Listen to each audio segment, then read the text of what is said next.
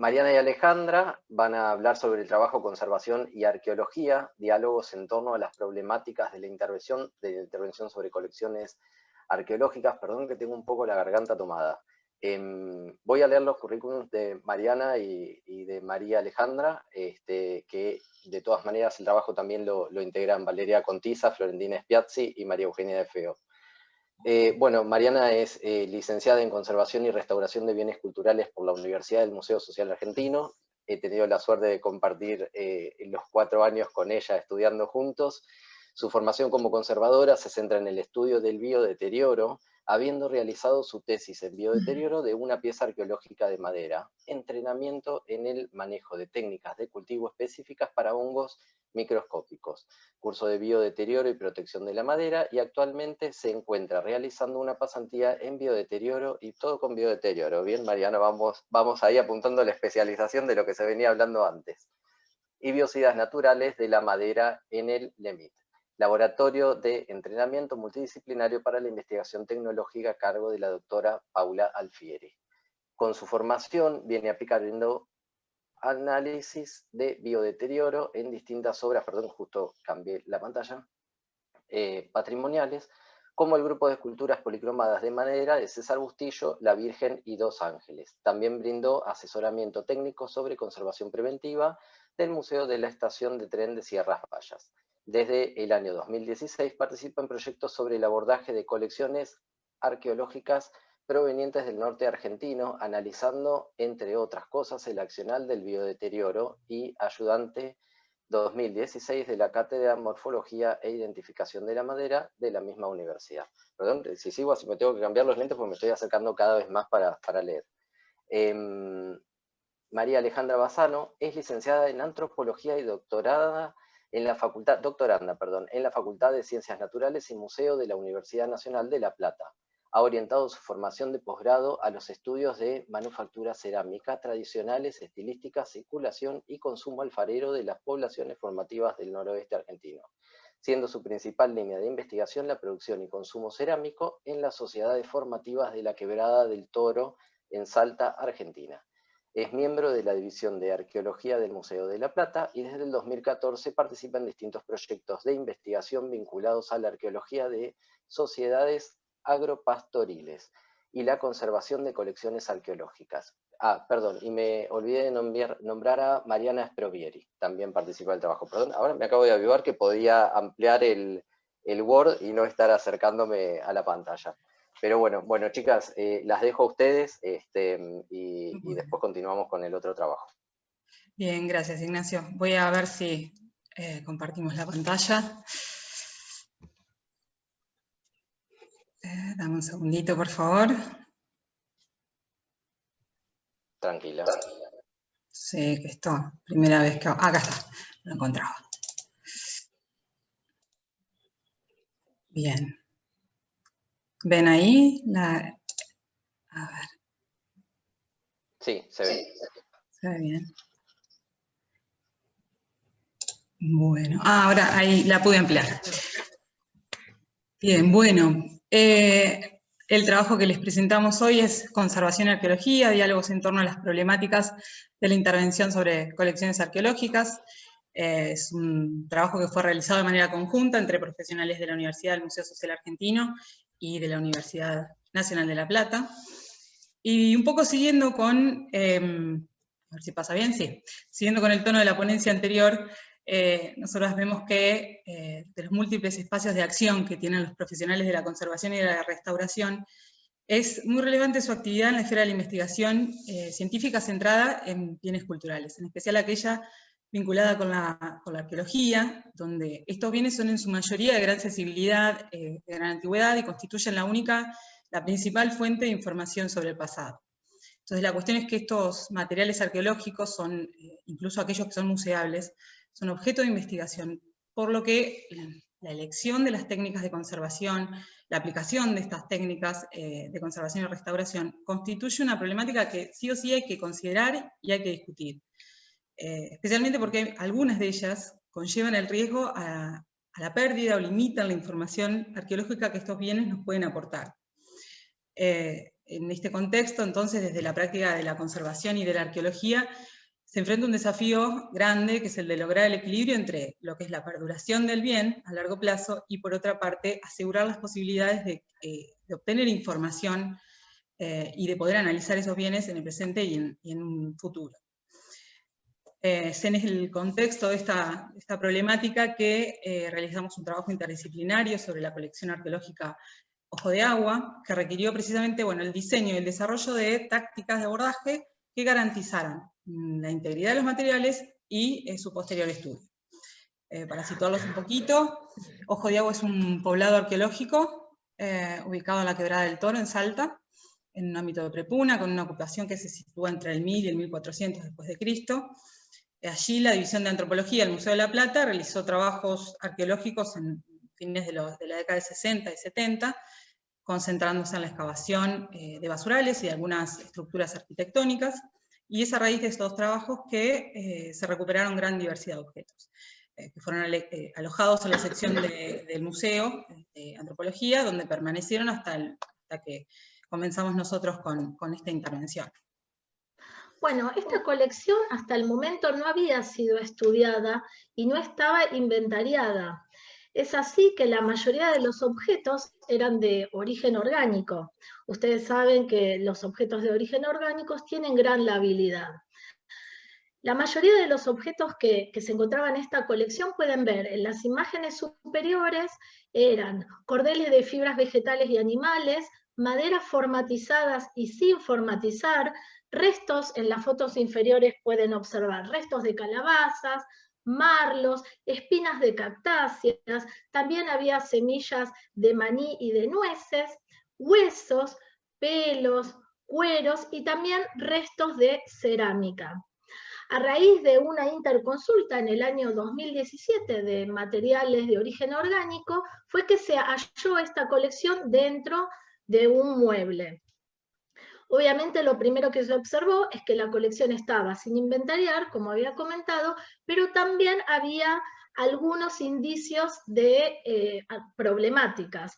Alto contenido de humedad, los contenedores no eran los adecuados, había rastros de biodeterioro y algunas piezas se encontraban como aplastadas. Es así como las primeras medidas de intervención sobre este material fue tratar de estabilizar los mismos. Entonces, lo primero que se hizo fueron cambiar los contenedores y llevar toda esta colección hacia uno de los depósitos.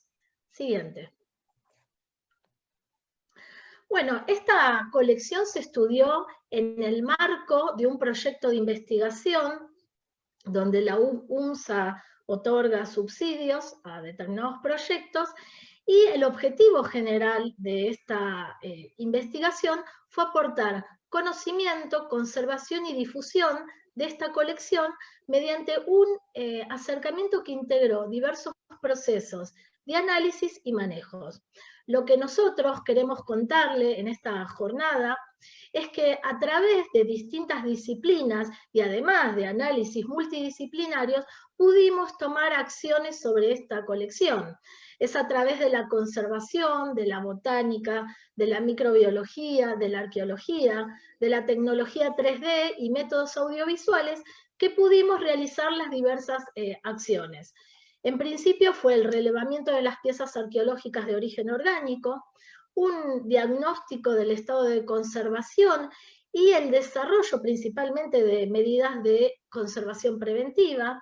También se realizaron análisis específicos como los microbiológicos y silológicos, los cuales en un principio mostró que había una gran diversidad de maderas en este conjunto de materiales.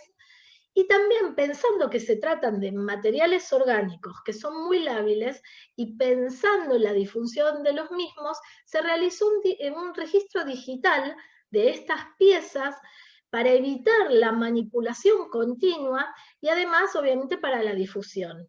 Y finalmente se realizó una producción audiovisual donde quedó mostrada todo el proceso de investigación que fuimos desarrollando hasta el momento. Siguiente. Bueno, pero lo primero que pensamos entre todos los que formábamos parte de este conjunto, que Ignacio lo fue nombrando, fue ¿cómo podemos abordar esta colección de manera integral y además sacar la mejor información? Y nos preguntamos, ¿qué deseamos conservar y para qué? Bueno, acá obviamente las respuestas fueron varias, empezando desde las valoraciones que le podemos dar nosotros en este contexto actual. Es su valor histórico, arqueológico, las tecnologías, el uso de las maderas como bienes, el valor estilístico. Pero, ¿de qué manera podíamos nosotros conservar todo esto sin interferir en estudios posteriores? Siguiente. Es así que pensamos en conjunto todas las medidas. Quiero que les quede como claro, yo quiero resaltar que trabajar a veces con colecciones arqueológicas no es lo mismo que trabajar con otro tipo de colecciones, a donde si nosotros en algún momento retiramos algo, podemos estar sacando información. Los primeros procedimientos que hicimos fueron medir temperatura y humedad relativa del ambiente donde se encontraban estos objetos para ver si era el adecuado. También hicimos ese estado de conservación exhaustivo de cada una de las piezas y paralelamente realizamos estudios microbiológicos, que esto lo voy a comentar un poquito más adelante. Siguiente. Bueno, como ustedes ven del título, los tratamientos todos fueron consensuados, tanto de objetos como de fragmentos. Si ustedes pueden ver en las imágenes de fondos claros, podemos ver restos de madera, a donde se puede observar que la corteza estaba desprendida, y también en la fotografía de fondo azul podemos ver fragmentos. En este caso se optó por no consolidar ni adherir los fragmentos. Pero en este contexto, quiero que eso quede claro. ¿Por qué? Porque esta madera todavía está siendo estudiada, o al momento que también estábamos investigando, estaba siendo estudiada. Si nosotros consolidábamos, si nosotros agregábamos algún tipo de material, estos objetos en primera instancia son observados al microscopio óptico.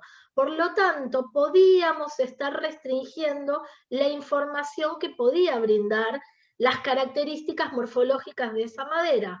Por lo tanto, se dejó al momento que queden en ese estado. Siguiente. De la misma manera, también la mayoría de los objetos que nosotros estuvimos observando tenían restos de sedimentos y de sales.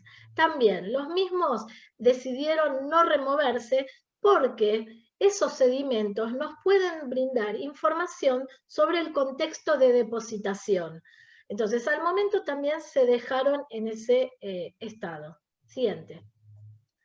Pero lo que nos llevó, digamos, un mayor trabajo y pensarlo mucho, como ustedes pueden ver en la fotografía, en la imagen superior izquierdo, tenemos un textil que está enrollado sobre sí mismo con gran cantidad de sedimento endurecido. Entonces nosotros necesitábamos poder extender este material. Pero no queríamos, como no sabíamos si en el interior tenía algún tipo de pigmento, alguna información, o mismo que se desarrollasen microorganismos, tuvimos que pensar la manera de hacerlo gradual. Es así que construimos una caja de polipropileno en el cual colocamos en el interior, como ustedes pueden ver, el textil. Se le agregó un vaso con agua destilada y unas gotitas de cloruro benzalconio y se cerró la caja. Para no extenderme demasiado, en 48 horas pudimos obtener lo que ustedes están viendo acá en la imagen. Eran 3 fragmentos de textil a donde a través del aporte gradual de la humedad logramos flexibilizar las fibras y poder tener la totalidad de los fragmentos de textiles. Luego las arqueólogas retiraron el sedimento de manera manual y eso fue guardado. ¿Por qué lo hicimos de esta manera? Hay muchas maneras de otorgarle humedad, como habrán leído quizás en infinidad de trabajos, a lo que puede ser un textil, mismo hasta pensando en papel, si es que tenemos que extenderlo. Pero pensamos que esta fue la mejor manera para evitar, como ya había dicho anteriormente, el crecimiento de microorganismos y si había algún pigmento que pudiera diluirse en agua. Entonces, de esta manera se lograron excelentes resultados. Siguiente. Me gustaría acá hacer hincapié, sobre todo porque Nacho nombró todo el tiempo que yo me estoy dedicando al biodeterioro, pero creo que es sumamente importante y cuando hay oportunidad poder realizarlos. Si ustedes pueden ver en la imagen de la izquierda, el material que primeramente había sido identificado que posiblemente podía presentar biodeterioro, se lo dejó envuelto en el mismo contenedor y se lo frizó hasta el momento de poder hacer los estudios.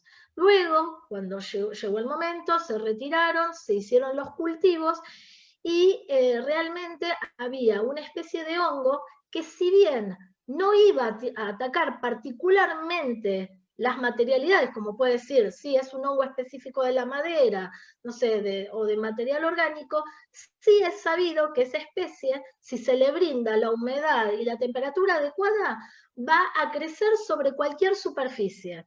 Y a su vez, también es peligroso para las personas que son inmunosuprimidas o que sufren de alergias. La importancia de los estudios microbiológicos se basa radicalmente en que si uno sabe lo que nosotros tenemos, las posibles problemáticas, podemos ajustar las medidas de conservación preventiva, sobre todo con los materiales que son más susceptibles y en este caso los de origen orgánico. Obviamente no es menos importante que la salud de las personas que las están manipulando, porque realmente a veces hay microorganismos que son muy dañinos. Siguiente. Por lo que ustedes pudieron ver, casi todas nuestras medidas fueron tendientes a conservación preventiva, dado que no podíamos intervenirlas directamente. Es por lo tanto que se pensó principalmente en los contenedores para que las piezas no sigan perdiendo materialidad. Bueno, los contenedores son las cajas que creo que la mayoría conocemos, de polipropileno con espuma de polietileno y estaban forradas en Tyvek, lo cual si en algún momento la humedad se dispara, esta podría ser como buffer para contener ese exceso de humedad. Y en esa forma las piezas quedan inmovilizadas y pueden seguir siendo estudiadas hasta el momento, cuando ya haya terminado la investigación, de quizás hacer otro paso o intervenirlas de otra manera.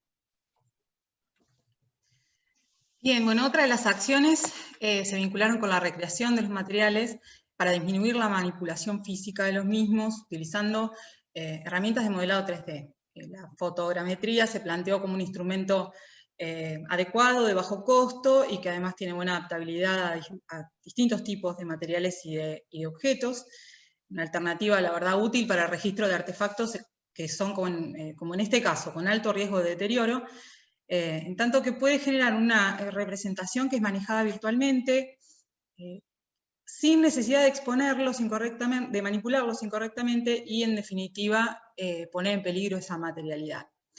Además, permite generar representaciones que son de gran precisión y el método de captura de estas imágenes y de estos modelados no perturban al objeto para nada, en absoluto. Además permite generar representaciones que como pueden ver se pueden girar, se pueden rotar, se puede acercar para ver detalles, qué bueno que está saliendo el video, y que además tiene la ventaja de que pueden guardarse en diferentes formatos y adaptarse a distintos usos, como por ejemplo subirlos a la web o incluso hacer impresiones 3D. En definitiva, esta variedad de formatos en que pueden guardarse le otorga una gran versatilidad y muchas maneras de usarlo. Estas técnicas han tenido un desarrollo sostenido en los últimos 30 años y la verdad se volvieron muy sofisticadas, pero también, y ese es un punto importante, muy accesible para usuarios que no son especializados. O sea, hoy no se necesita ser un súper experto en informática o un profesional en fotografía para poder hacer un modelo de estos. Y eso es importante porque da acceso. Son recursos de demanda y de aplicación creciente en el campo de la arqueología por las ventajas que tiene en los estudios científicos, pero también en el ámbito de la conservación del patrimonio. Bueno, permiten modos alternativos de preservación y de difusión. Los modelados 3D piensan que permiten enriquecer muchísimo los archivos documentales que acompañan a los objetos. Es una forma de registro muy exhaustiva, muy precisa, que muestra, visualiza diferente que una fotografía tradicional o que una descripción que uno puede hacer con palabras del objeto que está siendo guardado, depositado. Por otro lado, y esto es algo muy importante, permite la consulta de los materiales sorteando la limitación geográfica. Piensen que esto se puede cargar en plataformas web desde las que cualquier investigador desde cualquier parte del mundo podría tener acceso. Y además estos visualizadores online amplían muchísimo las posibilidades de divulgación y de socialización de las piezas arqueológicas al público en general, no solamente al investigador que las está necesitando. Todo esto, insisto, como destaco, sin exponer la materialidad de las piezas. Es importante. Por otra parte, los modelos también pueden servir de referencia para la evaluación del deterioro de los objetos. Por ejemplo, piensen luego de una intervención preventiva mediante la comparación periódica del modelo con el objeto físico y la observación de las alteraciones posibles. En definitiva, bueno, es una técnica que es muy ventajosa, con usos potenciales interesantes. Ya para concluir, vemos que, bueno, frente a todos los desafíos y complejidades que plantea el tratamiento de colecciones arqueológicas de materiales orgánicos, es imprescindible discutir y consensuar de manera interdisciplinaria todos los procedimientos, tanto de registro como de análisis, como de conservación que se van a llevar adelante. Nosotros en torno a la colección de Ojo de Agua, se generaron dos instancias de diálogo que fueron fundamentales. Por un lado, bueno, la que respecta a la necesidad de obtención de información, a la vez que desarrollar medidas preventivas. En esa dirección, las decisiones estuvieron orientadas, como ya les contó Mariana, a mantener al mínimo la intervención y el remontaje de las piezas para poder permitir los análisis filológicos posteriores y poder conocer más sobre el uso de esa materia prima en el pasado. También en esa misma vía, las acciones de conservación curativa sobre la pieza textil, que nos permitieron retirar sedimentos, conocer las técnicas y los materiales utilizados para su manufactura. La verdad que de la manera que se trabajó se obtuvo información arqueológica muy valiosa, novedosa, y sin comprometer la integridad de las piezas. Por otra parte, la otra instancia central de diálogo se vinculó con el relevamiento sistemático de la colección, se optó por un registro digitalizado de las piezas, que es lo que les comentaba recién. La aplicación, la verdad, de estas técnicas a bienes culturales que son de alto valor patrimonial y que tienen gran sensibilidad estructural y todo, la verdad que es muy ventajoso. Generan representaciones completas, no se perturba el objeto, lo que se consigue es muy realista y se puede difundir muy fácilmente, y todo eso sin trasladarlo, sin manipularlo. Entonces, ese corpus de información digital que se genera, y que vale la aclaración, me parece, también hay que conservar, es algo que es accesible para la consulta, para futuros estudios, y permite también sacar a la colección del museo. De esta manera, bueno, se posibilitan como el alcance a nuevos espacios. El alcance a sectores sociales que pueden tener interés en este patrimonio, y bueno, vemos que en definitiva en el contexto mundial actual, está claro que los recursos digitales han adquirido un valor diferencial. Ya para terminar, bueno, concluyo que todo este enfoque que desarrollamos nos permitió realmente un acercamiento integral a una colección poco conocida, de características particulares, y nos permitió asegurar el tratamiento adecuado, responsable de los bienes que tienen alta sensibilidad, al mismo tiempo que habilitó el estudio científico y la difusión. La verdad que este trabajo nos deja con la confirmación de que cada colección requiere de la toma de decisiones específicas en función de sus particularidades y de la valoración que uno le puede hacer, y que las mismas se ven enriquecidas por un trabajo conjunto e interdisciplinario. Para este tipo de colecciones eso es insoslayable. Y eso es todo. Muchas gracias. Bien, muchísimas gracias. Marian, Alejandra, ahora vamos a seguir con la otra presentación del trabajo. Porque estamos con poco tiempo, pero quiero destacar algo que es interesante que dijo Mariana. Para la gente que trabajamos con colecciones científicas es muy, pero muy importante tener en cuenta que cualquier acción que nosotros podamos tomar sobre ese bien, podemos interferir en un análisis científico. Entonces, en mi caso, son colecciones orgánicas, no sé, por ejemplo, con la toma de un ADN. Cualquier cosa que nosotros podemos hacer, podemos perjudicar en análisis futuros. Y cuando, no sé, en mi caso por ahí con taxidermias, ¿no? Hace 100 y pico de años no se pensaba en el ADN y hoy sí. Y lo que uno tiene que tener en cuenta también hoy es que a futuro se van a inventar nuevos análisis para extraer información de esas piezas. Entonces, cuando uno menos las manipule y más consciente sea de este tipo de uso que tienen estas colecciones, como decía Mariana, que en el caso de las colecciones arqueológicas son diferentes porque uno puede extraer información, entiendo a qué te referías con eso, pero bueno, eso por un lado, y por otro lado, me gustó muchísimo el tema del uso del Tyvek. Eso lo hacen en el Museo de Historia Natural de Santiago de Chile. Es muy bueno cómo calan el polipropileno corrugado, después la espuma y le colocan el Tyvek. Ayuda muchísimo a las piezas eso. Y es algo que lleva un poquitito más de trabajo, pero ayuda un montón.